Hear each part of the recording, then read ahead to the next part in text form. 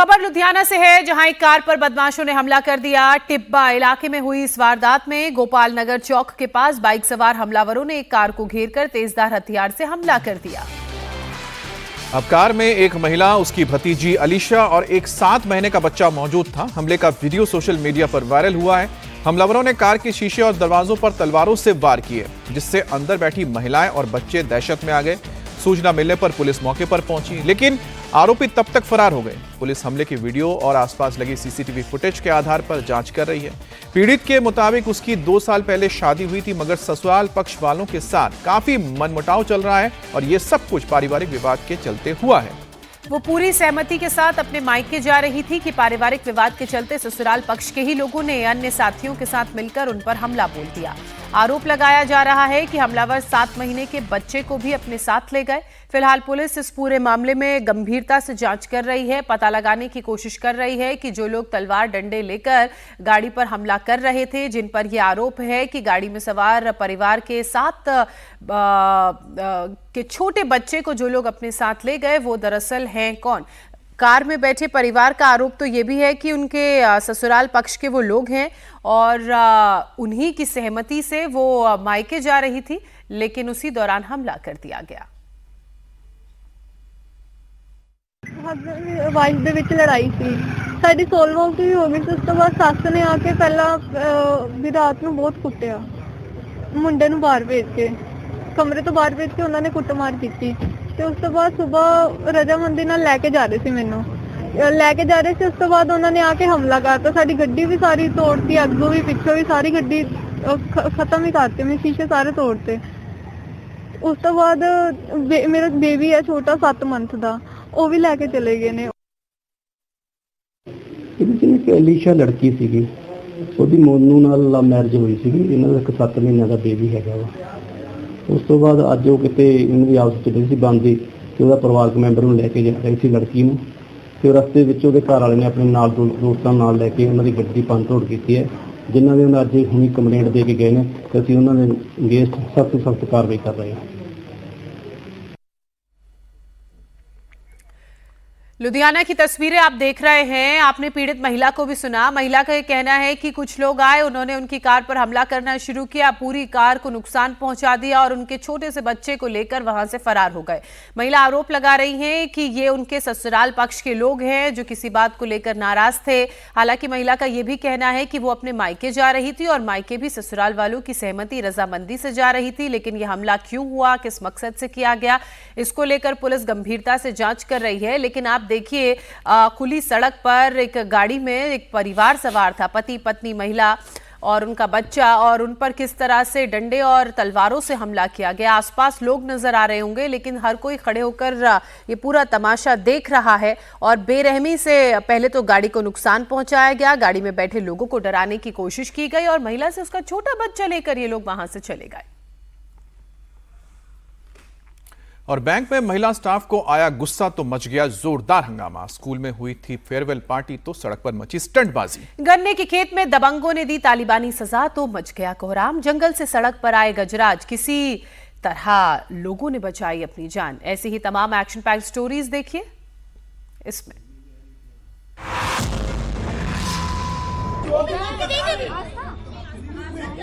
Bank में महिला staff की कहासुनी अपने स्टाफ से हो गई है।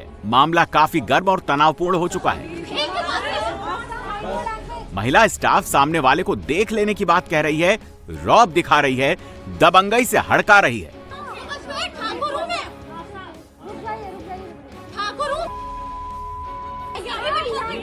सामने खड़ा हर स्टाफ उसको रोकता है, लेकिन गुस्से में पारा हाई है। वो किसी की कोई बात नहीं सुनती।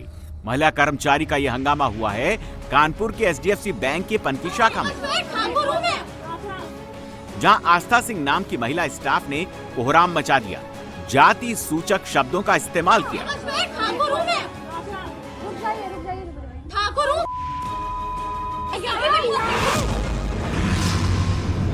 ब्लैक थार की छत पर ब्लैक कपड़े में सवार होकर सड़क पर स्टंटबाजी हो रही है,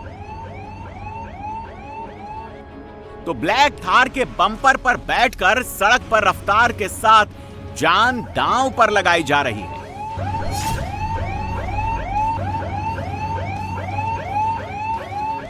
सफेद स्कॉर्पियो की खिड़की से बाहर निकलकर रील शूट हो रही है। सफेद स्कॉर्पियो की विंडो पर खड़े होकर स्टंटबाजी का नया नमूना दिखाया जा रहा है।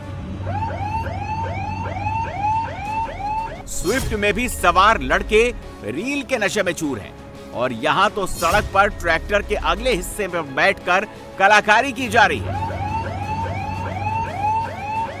सड़क पर करीब आधा दर्जन गाड़ियों से स्टंटबाजी का खेल खेला जा रहा है। स्टंटबाजी का ये वीडियो बागपत के काठा गांव का बताया जा रहा है, जहां स्कूल की फेयरवेल पार्टी के बाद करीब आधे घंटे तक दिल्ली सहारनपुर हाईवे पर ये बच्चे हुड़दंग और स्टंटबाजी करते रहे।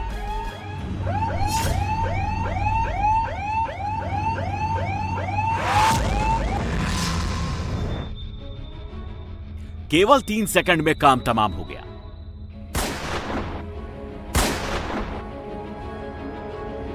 ये पिस्टल निकाली, सामने तानी और लड़की पर फायर कर दिया। क्लास में जब तक कोई कुछ समझ पाता तब तक खुद की कनपटी पर भी पिस्टल रखी और फायर झोंक दिया। फायर करते ही खुद जमीन पर गिर गया। क्लास में यह गोलीकांड हुआ है तरन तारण के लॉ कॉलेज में, जिसमें चंद सेकंड में 2 जिंदगी खत्म हो गई। गोली चलने के बाद पूरे क्लास में अफरा तफरी मच गई। लड़की की दोस्त को देखिए, वो कुछ भी सोचने समझ पाने में नाकाम है। अचानक क्लास में क्या हुआ इससे दहशत में है। पुलिस अब इस मामले की जांच कई एंगल से कर रही है। लड़का लड़की एक दूसरे को जानते थे, एक ही क्लास में पढ़ते थे, लेकिन वारदात क्यों हुई इसकी जांच चल रही है। पुलिस ने स्कूल में सुरक्षा बढ़ा दी है और दोनों परिवार से पूछताछ कर रही है।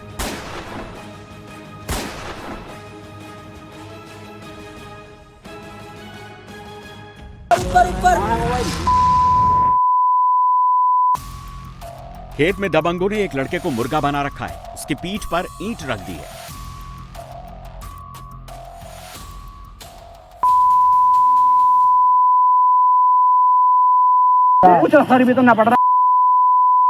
खेत में जमीन पर गिराकर अब लड़के की गन्ने से पिटाई की जा रही है। करंट लगाओ इस वाले उपाय से काम ना आया। 3 से 4 दबंगों ने लड़के को घेर रखा है। उससे किसी मोबाइल के बारे में वो सब पूछ रहे हैं और घर ले जाकर करंट लगाने की बात कह रहे हैं। गट्टक में। अब खेत में ये सारे दबंग लड़के पर लोहे की रॉड से वार कर रहे हैं, जिससे वो घायल हो गया है। लगा एक बार लगा। डंडा लेगा दूसरा। दबंग के पास अब दूसरा डंडा आ गया है और एक गन्ना चूस रहा है, दूसरा इसको मार रहा है। खेत में मारपीट और मुर्गा बनाने वाली तालिबानी सजा का यह वीडियो हापुड़ का है। घटना का संज्ञान लेते हुए हापुड़ पुलिस ने मामले की गंभीरता को देखते हुए जांच शुरू कर दी है। वायरल वीडियो के जरिए आरोपियों की पहचान की जा रही है। कानून को हाथ में लेने वाले इन असामाजिक तत्वों को जल्द ही गिरफ्तार कर सलाखों के पीछे भेजा जाएगा। इस वीडियो में देखिए, हाथी इतनी रफ्तार से सड़क पर दौड़ रहा है कि अगर कोई हाथी के लपेटे में आ जाए तो फिर जान ही चली जाएगी। अरे भाई साहब क्यों छेड़ रहे थे मुझे? क्यों छेड़ो से पहले छेड़ रहे थे मुझे? सड़क पर भारी भरकम गजराज आ रहे हैं, जिससे बाइक सवारों में दहशत मच गई है। हॉर्न बजा बजाकर उनको हटाने की कोशिश हो रही है, लेकिन गजराज को गुस्सा आ गया है। कोई और रास्ता नहीं है।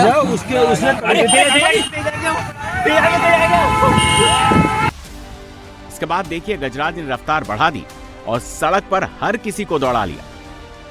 आगे आगे बाइक और कार सवार हैं, पीछे पीछे तेज रफ्तार में गजराज दौड़ लगा रहे हैं। हर कोई दहशत में है। अगर कोई भी गुस्सैल हाथी के हत्थे चढ़ गया तो फिर उसका काम तमाम हो जाएगा। अब इस सड़क पर देखिए, लोग सैकड़ों मीटर दूर हैं, सामने से हाथी दौड़ता हुआ आ रहा है। सड़क पर हाथी के गुस्से की तस्वीरें रामनगर के कॉर्बेट टाइगर रिजर्व के ढेला रेंज की हैं।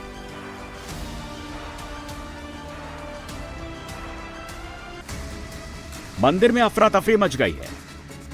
भक्त इधर उधर भाग रहे हैं।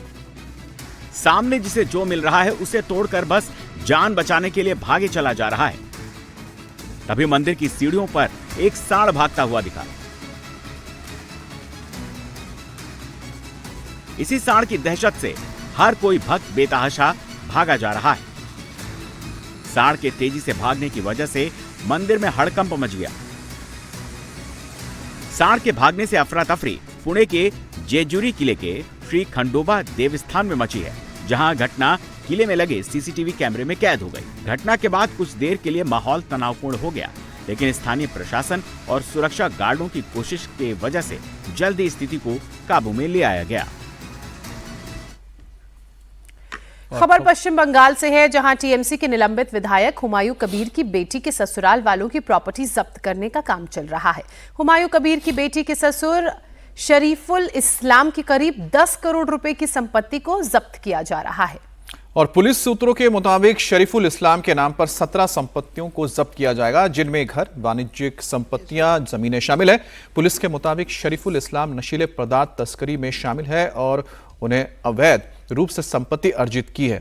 हालांकि हुमायूं कबीर ने पुलिस की कार्रवाई को बदले की कार्रवाई बताया। उन्होंने कहा है कि उनके परिवार को निशाना बनाया जा रहा है। उन्होंने यह भी बताया कि शरीफुल इस्लाम के खिलाफ लगाए गए आरोप झूठे हैं और उनकी संपत्ति का सोर्स वैध है। हुमायूं कबीर की बेटी नजमा सुल्ताना ने भी इस एक्शन को ममता बनर्जी की बदले की कार्रवाई बताया है। इनलीगल काम तो अब कुछ नहीं है। तो पहले पुलिस आया था, छानबीन किया तो कुछ बोला नहीं, तो अभी कुछ दिन पहले नोटिस आया था, तो इसलिए कोर्ट पे वकील से बात हुआ है। तो अभी भी कल परसों आया था नोटिस लेके, तो बात किया है हमने। ये कुछ नहीं है, ये पॉलिटिकल वजह से मेरे पापा के लिए ये साजिश है सब कुछ। अच्छा, आपके पापा कौन है? आपके पापा हुमायूं कबीर जनता उन्नयन पार्टी का चेयरमैन है, तृणमूल विधायक, इसलिए प्रॉब्लम हो रहा है। अगर मेरा तो शादी हुआ है लालगोला, तो बिजनेसमैन के साथ शादी हुआ है कि बिजनेसमैन के ये सब प्रॉपर्टी की वजह से कि पापा के लिए ये सब हो रहा है। ये कौन कर रहा है? क्या ममता बनर्जी के लोग? ममता बनर्जी पापा को नीचे दिखाने के लिए, और कुछ नहीं। और अब खबर पश्चिम बंगाल से ही है, जहां पर टीएमसी से निलंबित विधायक हुमायूं कबीर की बेटी के ससुराल वालों की प्रॉपर्टी जब्त करने का काम चल रहा था, जिसकी तस्वीरें आपने देखी। और हुमायूं कबीर ने इस पूरे मामले पर आरोप लगाया है कि जानबूझकर उन्हें प्रताड़ित करने के लिए, उनके परिवार को प्रताड़ित करने के लिए उनकी बेटी के ससुराल वालों पर इस तरह की कार्रवाई हो रही है। अब पुलिस सूत्र तो ये बता रहे हैं कि शरीफुल इस्लाम के नाम पर 17 संपत्तियां हैं जो जब्त की जाएंगी, क्योंकि उनकी जो संपत्तियां हैं उसका जो सोर्स है वो नशीले पदार्थ की कारोबार के जरिए बनाई गई है और यही वजह कि उनकी संपत्ति के ऊपर इस वक्त कानूनी गाज है। हुमायूं कबीर ने पुलिस की कार्यवाही को बदले की कार्यवाही करार दिया। उनकी बेटी का भी यही कहना है। हुमायूं कबीर ने कहा कि उनके परिवार को निशाना बनाया जा रहा है। शरीफुल इस्लाम के खिलाफ लगाए गए आरोप झूठे हैं, उनकी संपत्ति का सोर्स वैध है। हुमायूं कबीर की बेटी नजमा सुल्ताना ने भी इस एक्शन को ममता बनर्जी की बदले की कार्रवाई करार दिया। तो पश्चिम बंगाल की ये तस्वीरें आप देख रहे हैं। हुमायूं कबीर के बेटी के जो ससुराल वाले हैं उन पर ये पूरा एक्शन हो रहा है। उनकी जो संपत्तियां हैं उनको जब्त करने की कार्रवाई को जल्द ही अंजाम दिया जाएगा। घर से प्री बोर्ड का जो ये पूरा मामला सामने आया है उसमें अब पुलिस का ये एक्शन है। और अगर हुमायूं कबीर की बात की जाए तो वो इसे पूरी तरह से गलत बता रहे हैं। उनका ये कहना है कि बदले की कार्रवाई है, उसी के तहत इन तमाम कदमों को उठाया गया है, इन्हें अंजाम दिया जा रहा है। वहीं हुमायूं कबीर की बेटी का ये कहना है कि ममता बनर्जी ये सब कुछ करवा रही हैं। तो यहाँ पर हुमायूं कबीर को लेकर काफी हलचल है और बताया जा रहा है कि आज वो मुर्शिदाबाद पहुंचेंगे, जहां पर बाबरी मस्जिद को बनाने के लिए नींव भी रखी जाएगी। और जब से हुमायूं कबीर टीएमसी से अलग होकर अपनी पार्टी बनाई है और टीएमसी के खिलाफ मैदान में उतरे हैं, चुनावी मैदान में, तब से उनके ऊपर इस तरह की कार्रवाई होने का जो शुरुआत हुई है उसे लेकर हुमायूं कबीर लगातार इसे टीएमसी की ओर से बताया जा रहा है कि बदले की भावना से हो रही कार्रवाई है। आइए खबरों में आगे बढ़ते हैं, महाराष्ट्र की बात करते हैं। यहां बीजेपी और एनसीपी अजीत पवार गुट के मर्जर की अटकलों के बीच सीएम देवेंद्र फडणवीस दिल्ली पहुंच गए। सूत्रों के मुताबिक देवेंद्र फडणवीस की गृह मंत्री अमित शाह के साथ बैठक हो सकती है, जिसमें एनसीपी के मर्जर को लेकर चर्चा संभव है। डेप्यूटी सीएम सुनेत्रा पवार भी आज देर शाम दिल्ली आएंगे और बीजेपी के सीनियर लीडर्स से मुलाकात करेंगी। बताया जा रहा है कि बैठक में आगे की रणनीति पर चर्चा होगी, जिसमें मर्जर को लेकर अहम चर्चा होने जा रही है। दिल्ली आने से पहले सुनेत्रा पवार आज सुबह 9 बजे डिप्टी सीएम का पद संभालेंगी। आज वो मंत्रिमंडल की बैठक में भी पहली बार शामिल होने जा रही है।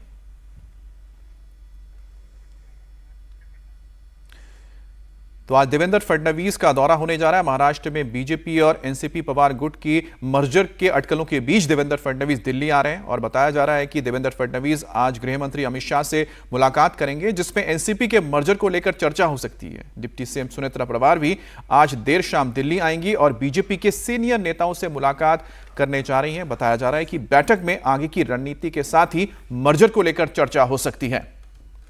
सुनेत्रा पवार आज सुबह 9 बजे डेप्यूटी सीएम का पद भी संभालेंगी। शपथ वो पहले ही ले चुकी हैं। आज मंत्रिमंडल की बैठक होने वाली है और मंत्रिमंडल की उस बैठक में वो पहली बार शामिल होंगी। सुबह देखिए महाराष्ट्र में मंत्रिमंडल की बैठक में शामिल होंगी सुनेत्रा पवार। दिवंगत नेता अजीत पवार की पत्नी हैं। उनके देहांत के बाद उन्होंने महाराष्ट्र के डेप्यूटी सीएम का पदभार संभाला और उसके बाद से ही लगातार ये अटकलें लगाई जा रही थी कि एनसीपी शरद और एनसीपी अजीत पवार की जो पार्टियां हैं उनमें मर्जर हो सकता है और उन्हीं मर्जर की खबरों के बीच आज महाराष्ट्र के मुख्यमंत्री भी दिल्ली आएंगे। गृह मंत्री अमित शाह से मुलाकात का कार्यक्रम संभव हो सकता है। इसके अलावा डेप्यूटी सीएम सुनेत्रा पवार के दिल्ली आकर बीजेपी लीडर से मुलाकात का भी कार्यक्रम है। अब देखना यह है कि इन मुलाकातों में क्या कुछ निकलकर सामने आता है। और उधर एनसीपी शरद पवार गुट के नेता रोहित पवार ने पूर्व डिप्टी सीएम अजीत पवार की मौत को लेकर संदेह जताया है। आज वो विमान दुर्घटना को लेकर एक प्रेजेंटेशन देने वाले हैं, जिसमें वो बताएंगे कि हादसा कैसे हुआ, क्यों हुआ। रोहित पवार ने कहा है कि घटना की परिस्थितियों को लेकर सवाल और संदेह अभी तक बने हुए हैं और इनका जवाब वो आज मुंबई में होने वाली ब्रीफिंग के दौरान देने वाले हैं। ये अहम ब्रीफिंग मानी जा रही है क्योंकि जिस प्लेन में अजीत दादा पवार सवार थे वो प्लेन दुर्घटनाग्रस्त हो गया। उसके बाद से तमाम जो विपक्षी नेता हैं वो इसको लेकर सवाल खड़े कर रहे थे। जो डीजीसीए की जांच है, AIB की जांच है, उसको लेकर सवाल खड़े कर रहे थे। अब ऐसे में जो आज जवाब दिए जाएंगे, जो ब्रीफिंग मीडिया के सामने इस दुर्घटना को लेकर दी जाएगी, वो बेहद ही अहम है और देखना यह है कि क्या इस ब्रीफिंग में उन कारणों के बारे में बताया जाता है जिन कारणों की वजह से ये विमान हादसे का शिकार हुआ। महाराष्ट्र में म्युनिसिपल कॉर्पोरेशन चुनावों के बाद जिला परिषद और पंचायत समिति चुनावों में भी महायुति की जीत का डंका बजा है। नतीजों में महाविकास अघाड़ी को जबरदस्त झटका लगा। महाराष्ट्र के 12 जिला परिषद में से 11 में महायुति की जीत तय है और बीजेपी ने जिला परिषद की 7 सीटें जीती हैं। शिवसेना शिंदे गुट को 2 जिला परिषद में बढ़त मिली है। एनसीपी अजीत पवार भी 2 जिला परिषद में जीत हासिल करने में कामयाब रहे। महाविकास अघाड़ी सिर्फ 1 जिला परिषद में ही बढ़त बनाए हुए हैं। उद्धव ठाकरे की शिवसेना और कांग्रेस खाता नहीं खोल सकी है। 125 पंचायत समिति में भी महायुति का परफॉर्मेंस जबरदस्त रहा। काउंटिंग अभी भी जारी है, लेकिन महायुति की 100 से ज्यादा पंचायत समितियों में जीत लगभग कंफर्म हो गई है और इसमें बीजेपी का अकेले स्कोर 50 के पार है। कांग्रेस, एनसीपी, शरद पवार और शिवसेना उद्धव ठाकरे कुल मिलाकर 25 से कम पंचायत समितियों तक ही सिमटते दिख रहे हैं। पंचायत चुनाव में बीजेपी प्रदेश की सबसे बड़ी पार्टी बनकर उभरी है। महाराष्ट्र के मुख्यमंत्री देवेंद्र फडणवीस ने नतीजों पर खुशी जताई है। उन्होंने कहा कि म्युनिसिपल कॉर्पोरेशन के बाद पंचायत चुनावों में भी बीजेपी की जीत ने यह साबित कर दिया कि पूरे महाराष्ट्र में पार्टी का स्ट्रॉन्ग बेहद जो होल्ड है वो बेहद मजबूत है। 12 जिला पंचायतों के चुनाव में पूरी 12 जगह हमारे महायुति को सत्ता मिलेगी और विशेष रूप से फिर एक बार भारतीय जनता पार्टी ही सबसे बड़े दल के रूप में उभरी है।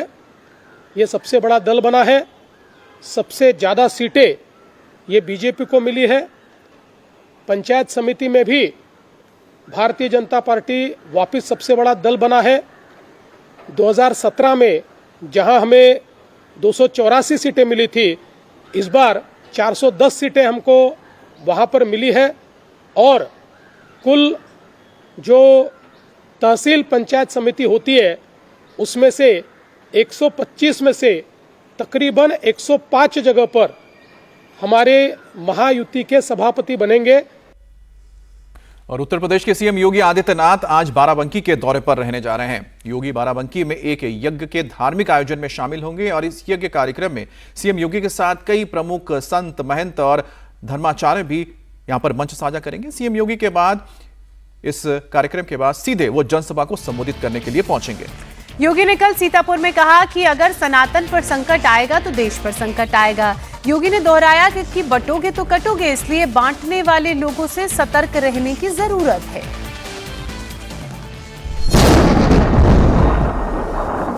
ओवैसी ब्रदर्स यूपी के अंदर फुल वॉल्यूम में मुस्लिम वोट की सियासत करने आ रहे हैं और अब तो 15 मिनट वाले छोटे ओवैसी यानी अकबरुद्दीन ने तो सीधे सीधे यूपी के सीएम को चैलेंज कर दिया है।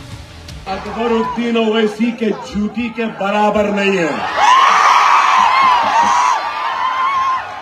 मेरी जूती के बराबर नहीं है। मैं लौंडो पट्टों की बात नहीं करता हूं, मैं इनकी बाप की बात कर रहा हूं, लौंडो के अलावा।